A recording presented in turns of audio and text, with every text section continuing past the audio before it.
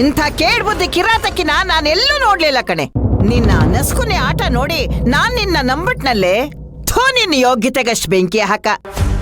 ಅಲ್ಲ ಅತ್ತೆ, ಇಂಥ ಕೀಳ್ಮಟ್ಟದ ಕೆಲಸ ಮಾಡ್ಬಿಟ್ರಲ್ಲ, ಅಂತದೇನ್ ದ್ರೋಹ ಮಾಡಿದ್ದೆ ನಾ ನಿಮ್ಗೆ? ಸೂರ್ಯ ವಂಶದ ಮಗಳಾಗಿ ಹುಟ್ಟಿದ್ದೆ ನನ್ ತಪ್ಪ? ಅಥವಾ ಈ ಮನೆಗೆ ಬಲವಂತವಾಗಿ ಸೊಸೆಯಾಗಿ ಬಂದಿದ್ದೆ ನನ್ ತಪ್ಪ? ನನ್ ಮೇಲಿನ ದ್ವೇಷಕ್ಕೆ ನನ್ ಮಗುಗ್ ಶಿಕ್ಷೆ ಕೊಡೋದು ಸರಿನಾ ಅತ್ತೆ?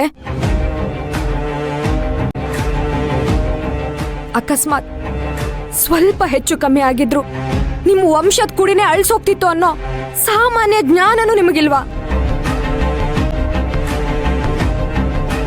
ನೀವು ಬದಲಾಗಿದ್ದೀರಾ ಅಂತ ತಿಳ್ಕೊಂಡಿದ್ದೆ, ಆದ್ರೆ ನಿಮ್ಮೊಳಗೆ ಇನ್ನೂ ದ್ವೇಷ ಹಾಗೆ ಇದೆ ಅಂತ ಇವತ್ತು ಗೊತ್ತಾಯ್ತು. ಹೆಣ್ಣು ಹೆಣ್ಣಿಗೆ ಶತ್ರು ಅಂತಾರೆ, ಆದ್ರೆ ನೀವು ನನ್ನ ಪಾಲಿಗೆ ಮೃತ್ಯು ಆಗಕ್ಕೆ ಹೊರಟಿದ್ರಲ್ಲ ಅತ್ತೆ.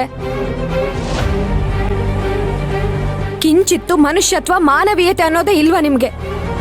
ಇಷ್ಟು ದಿನ ನಿಮ್ಮ ಮೇಲೆ ಅಲ್ಪ ಸ್ವಲ್ಪನಾದ್ರೂ ಗೌರವ ಇತ್ತು, ಅದನ್ನೆಲ್ಲ ಕಾಲ್ ಕಸ ಮಾಡ್ಬಿಟ್ರಿ. ಇನ್ಮೇಲೆ ನೀವು ನನ್ನ ಪಾಲಿಗೆ ಬದುಕಿದ್ದು ಸತ್ತ ಹಾಗೆ.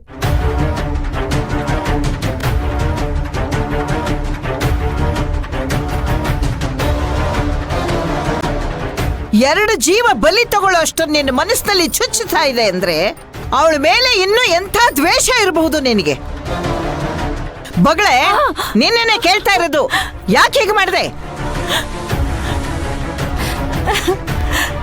ನಿಮಗೆಲ್ಲ ಅವಳ ತಾಯಿತನ ಮಾತ್ರ ಕಾಣ್ತಾ ಇದೆ, ಈ ಹೆತ್ತ ತಾಯಿ ಸಂಕಟ ಮಾತ್ರ ಕಾಣಿಸ್ತಾ ಇಲ್ಲಲ್ಲ?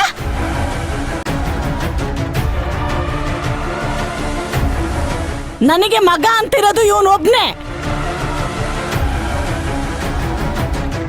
ಇವನೇ ನನ್ನ ಸರ್ವಸ್ವ, ಇವನೇ ನನ್ನ ಪ್ರಪಂಚ.